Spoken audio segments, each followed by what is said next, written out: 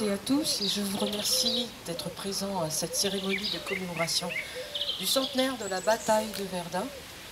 Et à ce sujet, je vais vous lire le message du secrétaire d'État, du ministre de la Défense chargé des anciens combattants et de la mémoire.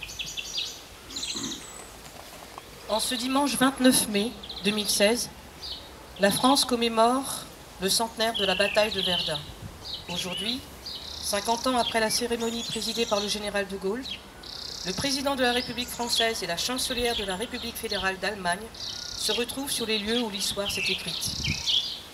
Verdun est un symbole de notre mémoire nationale. Verdun, c'est d'abord un enfer, celui de la guerre industrielle.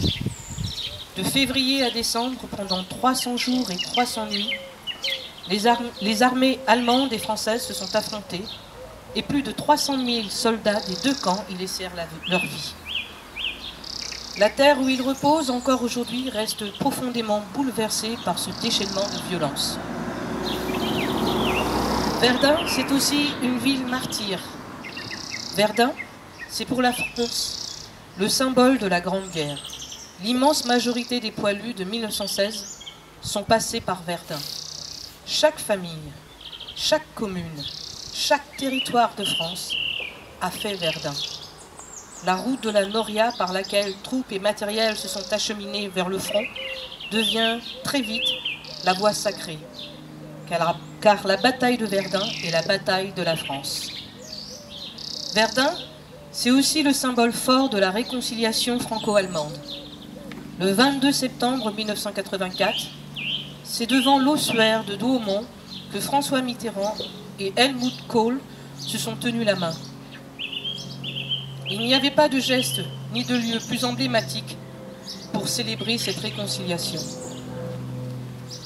Dans la continuité de ce geste, le président de la République française et la chancelière de la République fédérale d'Allemagne honorent aujourd'hui, sur le champ de bataille et dans la ville de Verdun, les soldats et les civils dont la bataille a brisé les destins. Ils inaugurent ensemble le mémorial de Verdun, rénové, héritage des anciens combattants, qui rappelle à tous les visiteurs ce qu'a été la bataille des deux côtés du front. Alors que les derniers témoins ont disparu, il revient aux nouvelles générations de porter le souvenir de Verdun. C'est pour cela que près de 4000 jeunes français et allemands, venus de tous les territoires, ont été invités à vivre à Verdun et sur le champ de bataille, ensemble, pendant plus de 3 jours. Ce sont eux qui, aujourd'hui, sont au cœur de la cérémonie franco-allemande. L'héritage de Verdun doit être pour nous une leçon de paix, une leçon d'Europe, l'occasion d'adresser un message d'espoir à la jeunesse. Je vais vous demander, bien entendu, de faire une minute de silence à l'occasion de cette commémoration. Je vous remercie. Auprès du monument.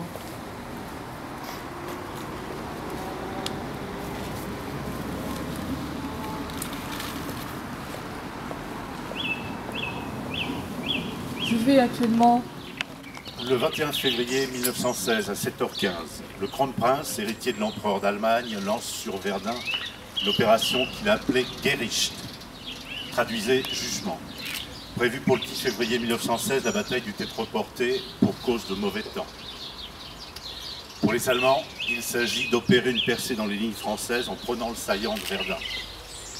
Le général Erich von Falkenhayn, concepteur de l'opération, dira plus tard qu'il s'agissait seulement d'une bataille pour saigner à blanc l'armée française sous un déluge d'obus, dans un rapport de perte de 1 pour 2.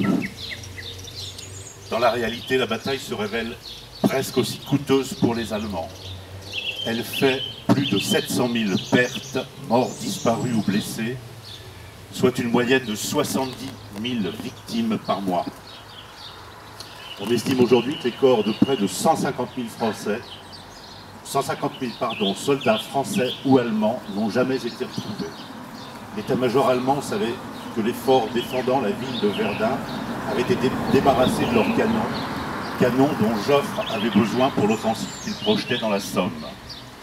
Les garnisons de ces forts étaient bien souvent réduites à quelques dizaines de combattants, souvent les combattants les plus âgés.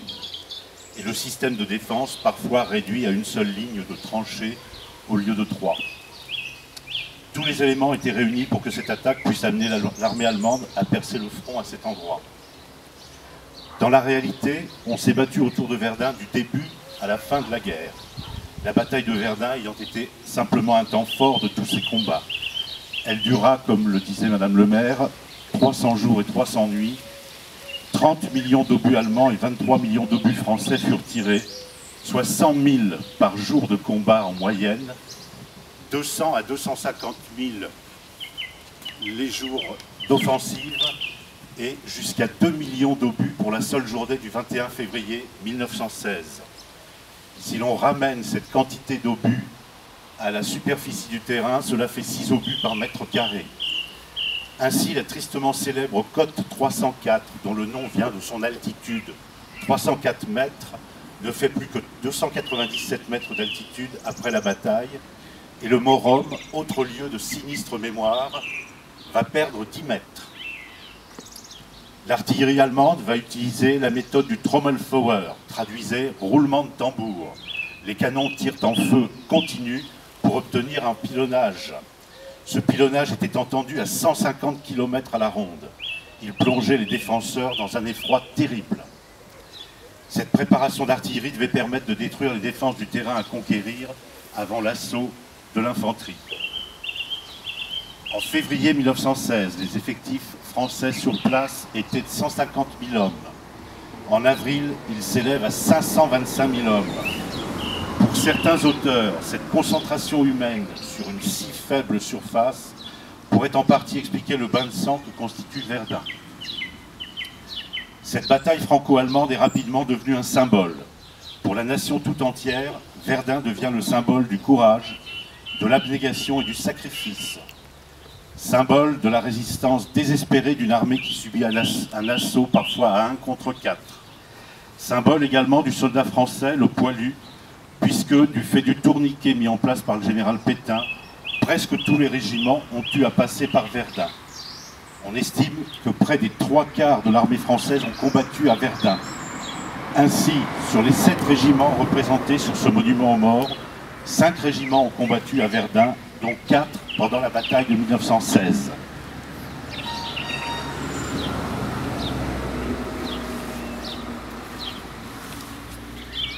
Autre symbole également, les forces coloniales ont également été très largement engagées. Symbole d'une ténacité, d'une inventivité, d'une capacité d'adaptation qui allait permettre rapidement d'approvisionner les combattants par la route reliant Bar-le-Duc à Verdun et que Maurice Barrès appellera la voie sacrée. Tout au long de la bataille, il circulera sur cette voie sacrée plus de 3000 camions par jour, par choc contre par choc, soit 1 toutes les 15 secondes. 90 000 hommes et 50 000 tonnes de munitions seront ainsi transportées chaque semaine. Enfin, l'artillerie lourde est réorganisée. On doit l'ensemble de ces mesures au général Pétain qui dirige les 3 premiers mois de la bataille. Fin avril, les Allemands étant arrêtés, Joffre souhaite confier le commandement des opérations à quelqu'un de plus offensif.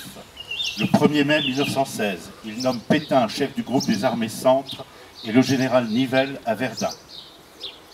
C'est au général Nivelle que va revenir le mérite d'enrayer définitivement l'offensive allemande en juin-juillet 1916 et de reconquérir le terrain perdu avec la récupération du fort de Douaumont, aidé en cela par le général Mangin. La bataille se termine en décembre 1916 par un retour complet à la situation antérieure. Autour de Verdun, 9 villages furent totalement détruits. Beaumont, Besonvaux, Cumières, Douaumont, Fleury, Aumont, Louvemont, Orne et Vaux. D'autres lieux restent gravés dans les mémoires, le bois des 4, le Morum, la côte du Poivre et bien d'autres. Verdun est aussi le symbole de la réconciliation franco-allemande qui s'est manifestée notamment par la poignée de main du président François Mitterrand et du chancelier Helmut Kohl à Douaumont en 1984. La ville reste cependant le symbole du sacrifice de générations entières qui ont dû endurer le froid, la boue, la peur. Ces hommes étaient parfois jeunes, ou même un peu plus âgés, engagés dans les régiments de réserve ou les régiments territoriaux, mobilisés pour aller défendre les frontières dans un chaos de fer, de feu et de sang. Aucun ne savait à quoi s'attendre. Ils partirent la fleur au fusil et découvrirent l'horreur des champs de bataille, la mitraille qui fauchait, les gaz qui suffoquaient, les shrapnels qui déchiraient les chairs et les mines qui amputaient les membres. En ce jour de commémoration de la bataille de Verdun, nos pensées iront vers tous ceux qui ont combattu, et plus particulièrement vers Émile Lamette, soldat au 129e régiment d'infanterie, disparu à Douaumont le 29 mai 1916, à l'âge de 36 ans, et dont le nom figure sur ce monument. En ce jour des fêtes des mères, une pensée ira également vers toutes les mères qui n'ont pas eu la chance de revoir leurs fils, partis combattre et qui en resteront inconsolables. Elles sont parfois représentées, toutes à leur peine, sur nos monuments aux morts. Une inscription de cette douleur figure sur le monument aux morts de la forêt du Temple, dans la Creuse, seul monument où est inscrit pour la guerre de 14 le nom d'une femme. Cette inscription est la suivante: Emma Bujardet, morte de chagrin, 1917. Figure sur le même monument le nom de son neveu, tué en 1915, de ses 3 fils, Fernand, René et Maurice, tombés respectivement en 1915, 1916 et 1917. Pour terminer, je vous lirai le courrier du soldat Louis Corti du 30e régiment d'infanterie, courrier daté du 22 avril 1916 au cours de la lutte pour le mort-homme. Car on meurt de la boue comme des balles. Les blessés sont engloutis dans ce marais perfide. Ici, c'est la boue qui obsède, la boue glissante et liquide, l'affreuse boue meusienne soulevée, piétinée, tassée par des centaines de milliers d'hommes, de chevaux, de voitures. Une mer de boue jaune qui pénètre jusqu'à la peau. Elle réussit à se glisser sous les planches et les couvertures. Nous vivons sous la boue, nous voyons de la boue partout. Et des cadavres, et encore de la boue, et encore des cadavres. On a appris à vivre dans la terre avant de mourir.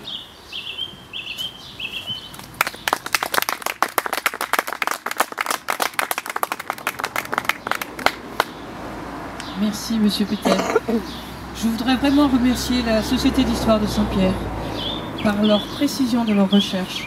Et il est bon, dans ces moments de commémoration, d'avoir quelques précisions, des chiffres parlants, des moments d'émotion, difficiles encore à contenir, même après 100 ans.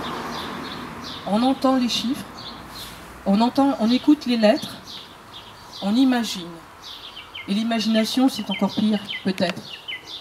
Mais ça ne peut pas être pire que ce qu'ils ont vécu. Merci à tous. Et merci encore que cette guerre soit terminée et surtout que ça reste dans la mémoire. Et nous comptons encore sur vous, mesdames, messieurs, les générations futures, pour que cela persiste et que jamais ça ne se reproduise. Merci.